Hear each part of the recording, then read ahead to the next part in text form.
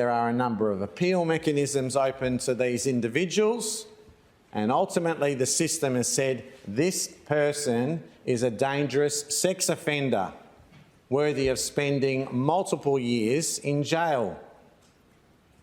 Their liberty, their freedom and liberty is to be removed from them because they have committed such a heinous crime. And yet this particular person has been allowed out on parole as a privilege, presumably because of some good behaviour or other reasons given at the time. Now, if a person like that is found to be missing, I expect that the government would treat it as an emergency to find this particular individual. Well, last week's question, without notice, President, also revealed this, that his whereabouts were confirmed as unknown on the 6th of February 2023. Those paying attention will realise that that's more than 3 months before the person's parole has been cancelled.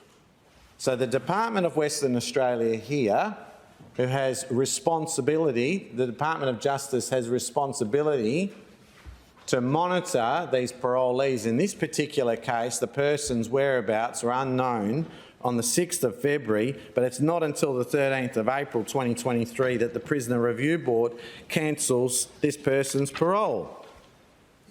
Now, President, this episode is deeply disturbing. It should be to any fair-minded Western Australian. Pause for a moment and reflect on how distressing it must be for the victim in this particular case. Remember, the victim was so distressed that she was unable to submit a victim impact statement at the time. So to find out this news, I can only just imagine what must be going through her mind. But, President, the problem does not stop there. This is an individual case which has exposed a systemic problem within government.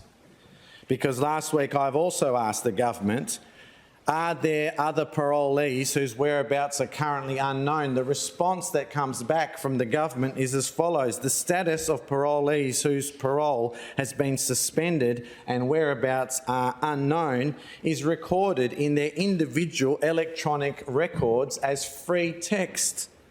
Providing this information would require case-by-case analysis. As such, we ask the honourable member to put this part of the question on notice.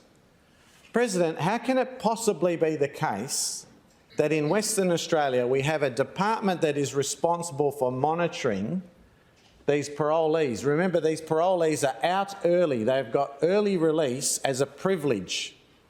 The department has a duty to monitor these individuals, and you would think that if a member of parliament asks executive government how many of these parolees are missing, that executive government should be able to provide an answer on any given day. If not the Premier, if not the Attorney-General, if not the Minister for Corrective Services or the Minister for Police, at least one of them should know on any given day how many parolees are on the run, how many of them are fugitives.